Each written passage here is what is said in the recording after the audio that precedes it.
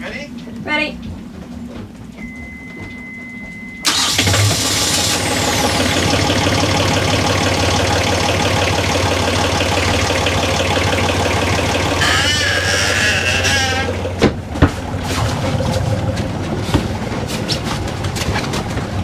Babe, that stinks. Yeah, it does. And it's so bloody noisy. Yeah, it is. What are we still doing with a diesel engine?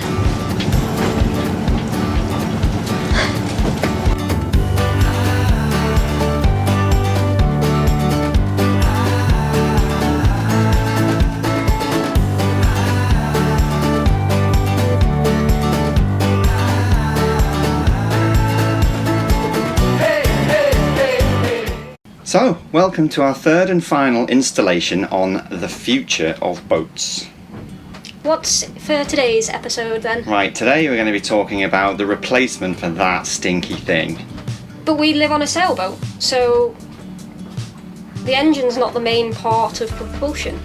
Absolutely not, no, yeah. There's quite a lot of advancements in sail technology.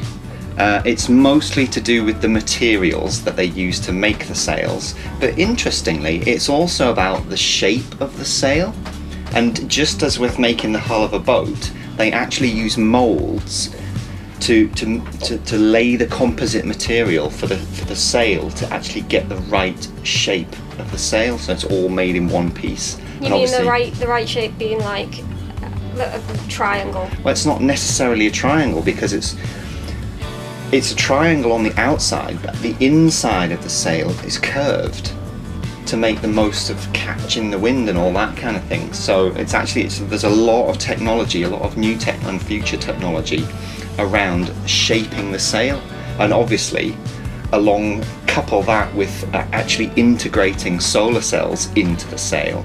You know, a lot of technology coming down the line for sails. What, new shapes like this? Yeah.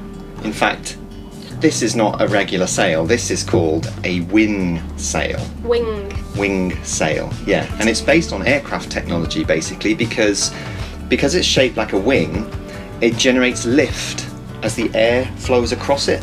And the great thing about it is because it generates lift just like an aircraft wing, it means that you can sail closer into the wind than a close haul. Wow. Yeah. So it's pretty cool technology. Now there's two kinds of wing sails. You can have the fabric one, like the Beneteau one that you can see here, but there's also fixed wing sails, and they're a lot harder to use on, for instance, sailing yachts and stuff like that, but they're making them and they're massive for really large ships, like container ships and really large super yachts. That's pretty cool. That is really cool, yeah. But that's as much as I can find out about the future of sails. So let's talk about Stinky Boy over here. Stinky Boy. Yes. As we mentioned last time, a 40 horsepower diesel engine. Yes. Now, there's a lot of technology coming down the line with regards to replacing diesel engines. But one of the things you can do without going too far is you can replace your diesel engine with a hybrid electric diesel engine. Kind of like a Prius. Kind of like a Prius, yeah, pretty much. So what you've got is you've got two motors, one behind the other, both connected to the prop shaft. One's an electric motor and one is a diesel engine. The electric engine provides the regenerative capabilities, so when you're under sail, you can recharge your batteries without having to run the engine. And then when you've run out of power and there's no sunshine and the wind's not blowing, you can switch the diesel engine on, and that will drive the boat forward through the water. Sort of like an emergency backup. Like an emergency backup. Seems like a lot of hassle to go through for an emergency backup. But the other thing you can do is you can disconnect the diesel engine directly from the prop shaft and use it as a small generator, so that you've got a pure electric engine connected to a battery bank, and then when the batteries get low, you switch the diesel engine on and it recharges the batteries.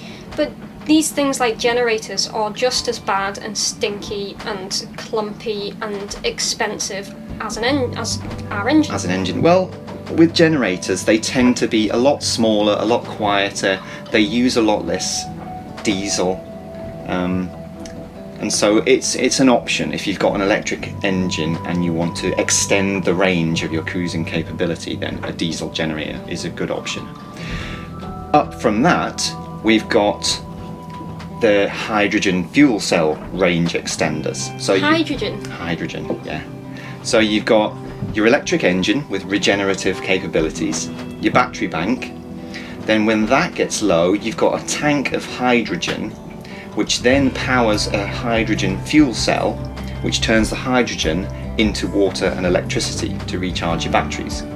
So again, it's nothing more than a range extender, but it would provide a lot more range. I mean, some of these systems have driven yachts across 6,000 nautical miles oceans and stuff like that, you know, so they're pretty good. Right, if you want to take things even further than that, then the next step is to add a hydrogen production facility.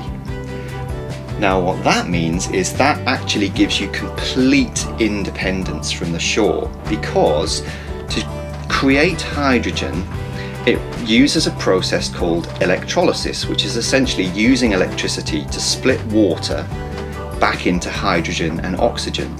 So when you have an excess of electricity, let's say you've got a big solar sail, you've got teak decking solar panels, you know, big wind turbine, you've got a vertical wind turbine, you've got all of that stuff, and you've got far too much electricity being generated, you can use that residual electricity to turn the seawater. You turn the seawater first into drinking water, purified drinking water, and then you turn the purified drinking water into hydrogen and oxygen using electrolysis. And then you can store the hydrogen, oxygen just, you know, dissipates. Yeah. So then you've got this stash of hydrogen for when the sun's gone down and the wind isn't blowing and the boat's not moving. You can then use the hydrogen with the hydrogen fuel cell to power the battery bank and your electric motor and all your hotel facilities, you know. That's pretty cool. That's really cool. So it's complete independence from shore, because not only are you generating your own power with all your systems, your propulsion, but drinking water. I mean, how many times have we had to lug bottles of drinking water back to this boat because we don't have a water maker, you know? Yeah. And it's all part of the system, because you can't just pump salt water through an electrolysis system, because the chemical reactions would be completely different. So that would essentially make you completely self-sufficient to the extent where you wouldn't have to touch land for anything other than food, maybe, unless you want to fish. Yes, I suppose you could fish, yeah. Eat seaweed. Turn the dog into a barbecue. Have a barbecue dog.